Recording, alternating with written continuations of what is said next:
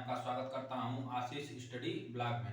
तो बच्चों, पिछले वीडियो में हम लोग पढ़े थे बल और बल के प्रकार।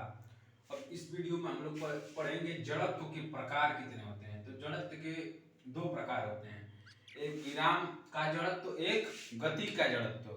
तो आइए हम देखते हैं विराम का जड़त्व क्या होता है। तो यदि कोई भी वस्तु विरामावस्था में है तो वह विरामावस्था में ही रहेगी जब तक उस पर कोई बाह्य बल न लगाया जाए। वस्तुओं की यह प्रवृत्ति क्या कहलाती है? विराम का जड़त्व कहलाती है। अब इसे मत देखिए, हम ध्यान से आपको समझा रहे हैं। देखिए, कोई भी वस्तु अगर विरामावस्था में है तो वह विरामावस्था में ही रहेगी जब तक उस पर कोई बाह्य बल न लगाया जाए। जो हम बोल रहे हैं वही लिखे भी हैं। जैसे देखिए, यदि कोई भी वस्तु विरामावस्था में है तो वह विरामावस्था में ही रहेगी जब तक उस पर कोई बाह्य बल न लगाया जाए। वस्तुओं की यह प्रवृत्ति विराम का जड़त्व कहलाती है। अब यह ऐसे समझ में नहीं आएगा, जब हम एग्जाम्पल देके समझाएंगे ना तब आपको एकदम बढ़िया से समझ में आएगा।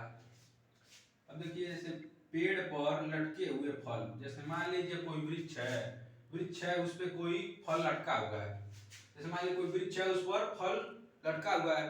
तो हम जब फल लटका हुआ है तो डाली को जब हम हिलाएंगे तो फल टूटकर नीचे आएगा। तो फल क्या है? फल विरामावस्था में था। हम जब डाली को हिलाए हैं, गति की अवस्था में किए हैं, बल लगाए हैं, तो वह गति की अवस्था में आया है और टूटकर नीचे आ गया है। तो वही इसमें लिखा हुआ है, यदि कोई भी वस्तु विरामावस्था में है तो वह विरामावस्था में ही रहेगी जब तक उस पर कोई बाह्य बल न लगाया जाए। वस्तुओं की यह प्रवृत्ति विराम का जड़त्व कहलाती है। अब जैसे मान लीजिए पेड़ पर फल था तो वो विरामावस्था में था, हम उस पर बल लगाए, डाली को हिलाएं तो फल टूटकर नीचे गिर गया। तो वह क्या है? वस्तुओं की यह प्रवृत्ति क्या कहलाती है? विराम का जड़त्व कहलाती है। अब दूसरा क्या है? गति का जड़त्व। तो अब देखिए, हम पहले इसको समझाते हैं। यदि कोई वस्तु एक समान गति से सीधी रेखा में गतिमान है तो वह एक समान गति से ही गतिमान रहेगी जब तक उस पर कोई बाह्य बल न लगाया जाए। जैसे मान लीजिए कोई बाइक है 2 किलोमीटर प्रति घंटा की स्पीड से वह आ रही है। तो हम उसको अचानक से जब हम ब्रेक लगाएंगे तो गाड़ी क्या होगी? रुक जाएगी। तो यह प्रवृत्ति क्या कहलाएगी? गति की जड़त्व कहलाएगी।